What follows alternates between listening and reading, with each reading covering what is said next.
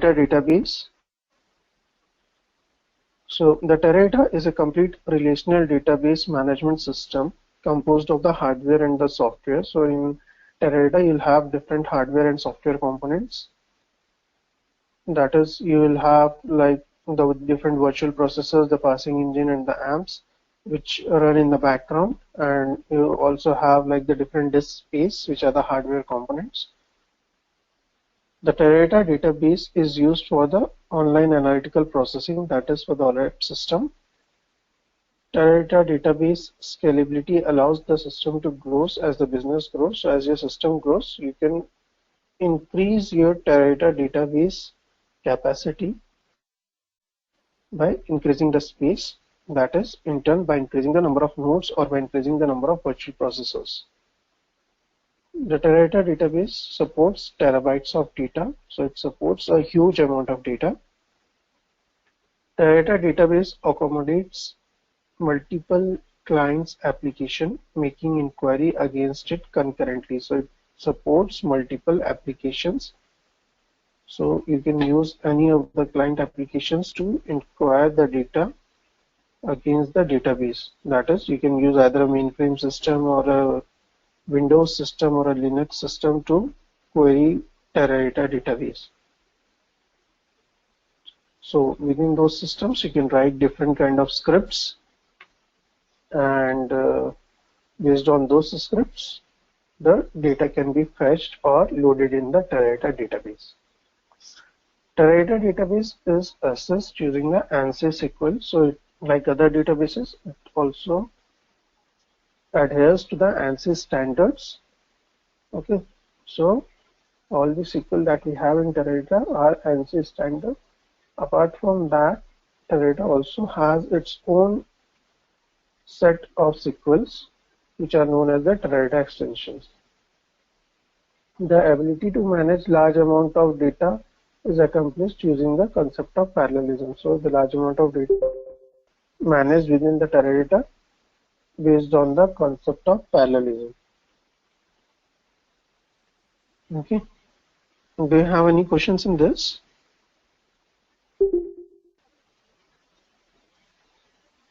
Okay. So if no questions, then I'll move forward.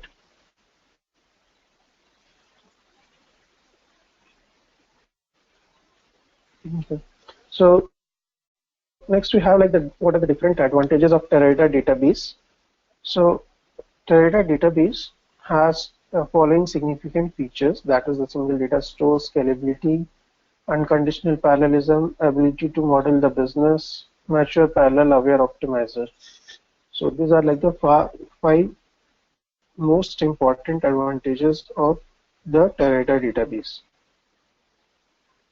So we have the single data store. So in case of single data store, like we store the data in the Teradata database and we can access the data using one of this kind of client applications. You can access it from the Windows, you can also access it from the mainframe, and you can also access it from the Unix system.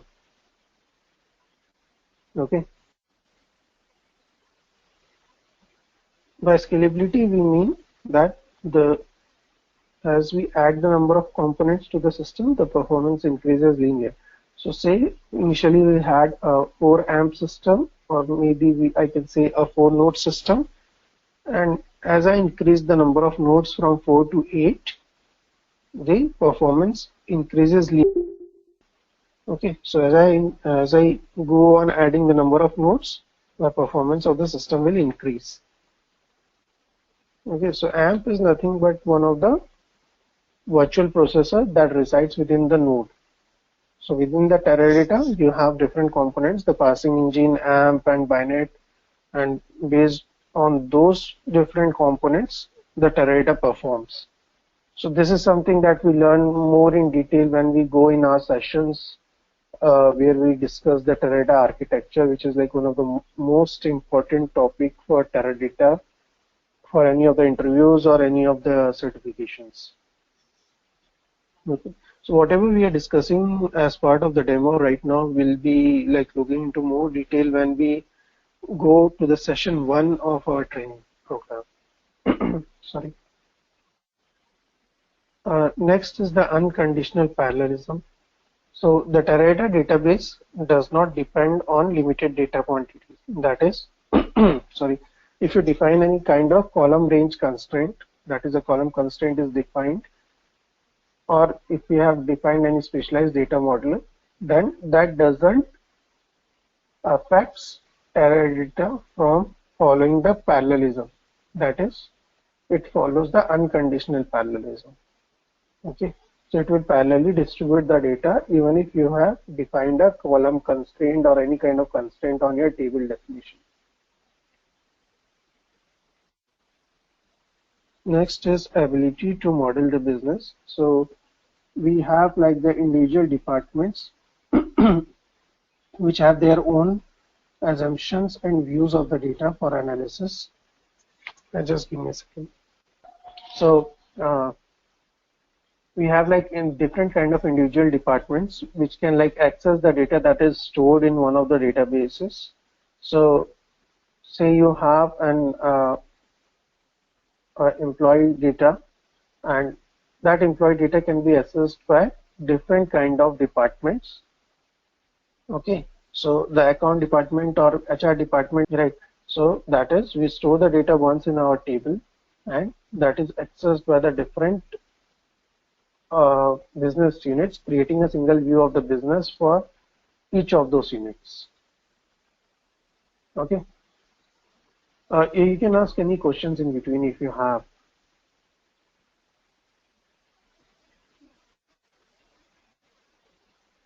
Next is the mature parallel aware optimizer. That this is like one of the most important feature of the Teradata.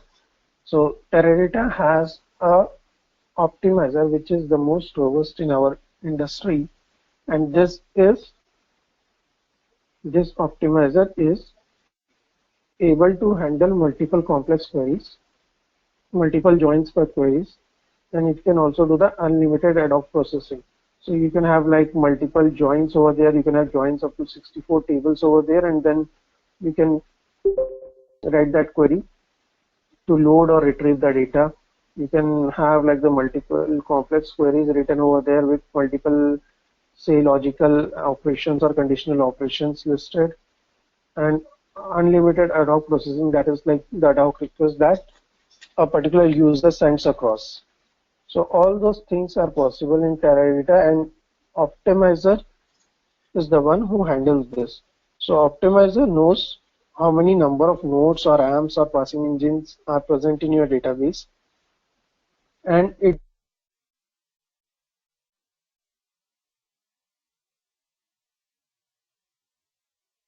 so Optimizer is the parallel aware optimizer which has knowledge of the nodes and the AMPs, and it determines the least expensive plan to process the queries fast and in parallel. So based on the number of nodes present, the optimizer will determine how your query will execute, and it will provide a plan for your query so that it can execute parallelly and in a fast manner. Okay. We'll move to the next slide, that is Teradata manageability. So Teradata DBAs are not required to do the following. So in case of Teradata, DBA does not have to pre-allocate the table or indexes and format the partitioning. So this index space creation or partitioning creation is not needed to be done by DBA. It is already automatically done when you create the table.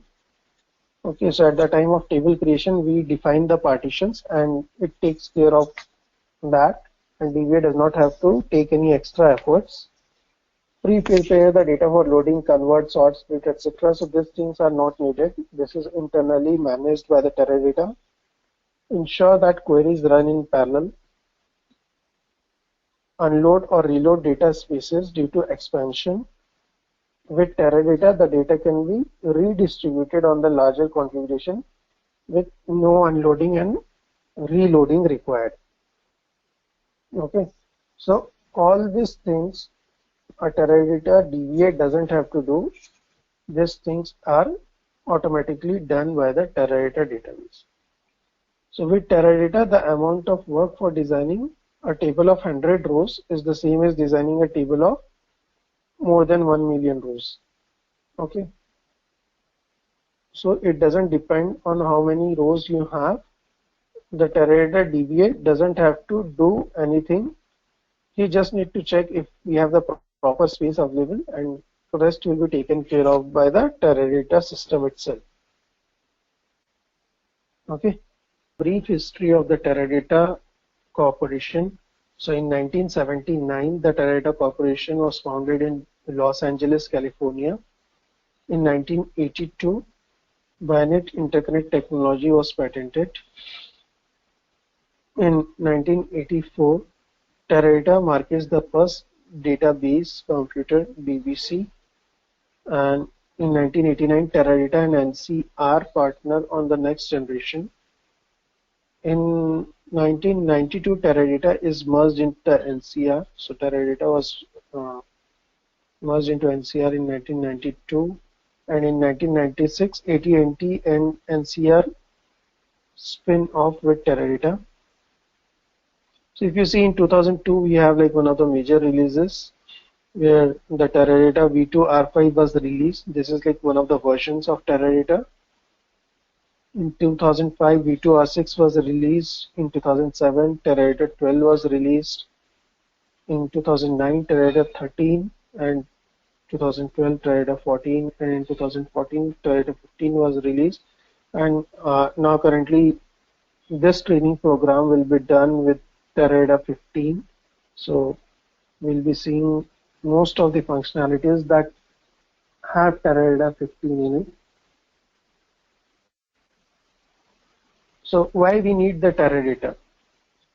Teradata meets the business needs of today and tomorrow with the relational model standard for the database design. So this is something standard that Teradata follows. Huge capacity, that is, it can store billions of records and it can store terabytes of data. High performance parallel processing. So the parallel processing of data is possible over here. Single database server for the multiple clients, that is the single version of the truth. This is something that we have seen in the ability to model the business. Network and mainframe connectivity, this is the single data store feature of Teradata. So with the help of single data store, we can like access the data from mainframe and other networks. Industry standard access language. So the SQL is used in Teradata, that is one of the standards in ANSI. Fault tolerance at all the levels of hardware and software. So we have like the different kinds of fault tolerance available, which are done at the hardware and the software level, whether it is a click or a hot standby node. So all these features we'll be seeing in more detail when we go into our training program in session 2. Data integrity and reliability. So these are like the features that makes Teradata as one of the most strong database, or I would say a data warehouse, to meet the business needs. Next we have like the Teradata 15 new features. So this is something that will also be seen in our training program. So we have something called as a Teradata query grid. So with the help of Teradata query grid, we can now export and import data from or to the Hadoop system. The hot standby node is something that was introduced in Teradata with Teradata 13, and with Teradata 15, a health report for this hot standby node is introduced that checks the availability of the hot standby node. There's something known as a zombie node that is introduced. That is, there are certain nodes that go down and they doesn't participate in anything. They are like the isolated nodes. But if they are present, what they do is they corrupt the data. So such nodes are isolated. So this is something known as the zombie node. Sequenced aggregate join indexes is also introduced with TD15, and TD15 supports the ANSI temporal syntax. That is, you can define a period using two datetime columns in a table. So you can have a column where you can define a period of data.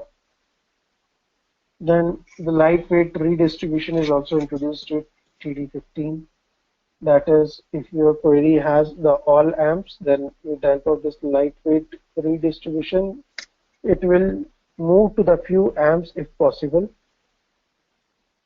New script table operator to support different external languages is also introduced. That now with the help of this, you can also access the data using Ruby and other scripts, Ruby and Perl.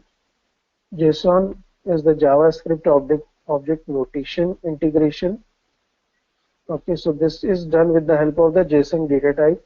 So say you have an XML data, so that XML data you can store in the table itself without changing the table definition. You have to just define your data type as JSON, and you need to have just one column in your table, and whatever the XML data comes in, you can store the data in your Teradata database. So these are like some of the Teradata 15 features that we'll be seeing in more detail when we go to our actual training program. Then we have the Teradata certification track.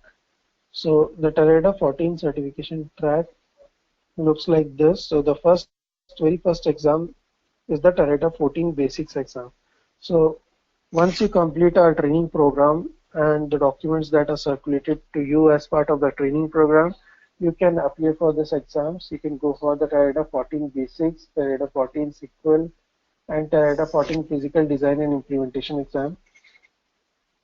Okay, and if you are moving from Teradata 12 track to Teradata 14, then you need to give this Teradata 14 bridge. Else you can go directly to the next exam, that is for Teradata 14 DBA. So if you are interested in the DBA track, then we have a separate batch for that too, where we teach the Teradata DBA related stuff. Okay.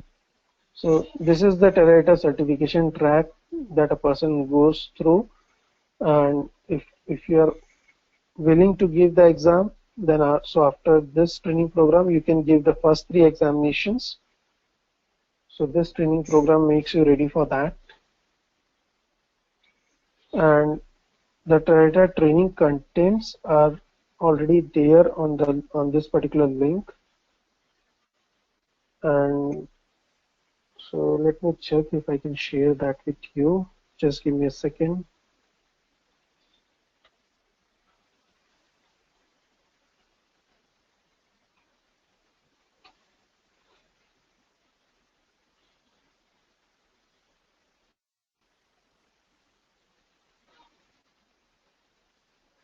So it's already present on the link. I'll just share that link with you over this session.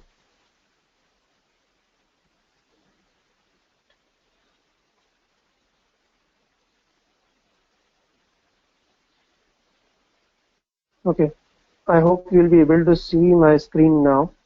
So there, I'm there on a screen. I'm there on a screen where we have like the different sessions listed.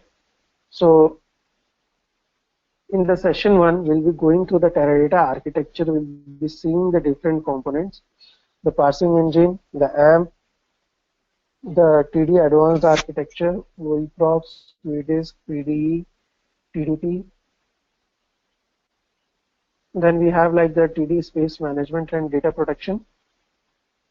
So we'll be going through the permanent space, full space, temp space, and the volatile and global temporary table. We'll be also seeing the types of logs, rate protection, hot standby node, DONM recovery journal. In the session 3, we'll be going through the Teradata data distribution. So we'll be seeing the different kind of indexes like the primary index, non-unique primary index, unique secondary index, non-unique secondary index, and the no PI.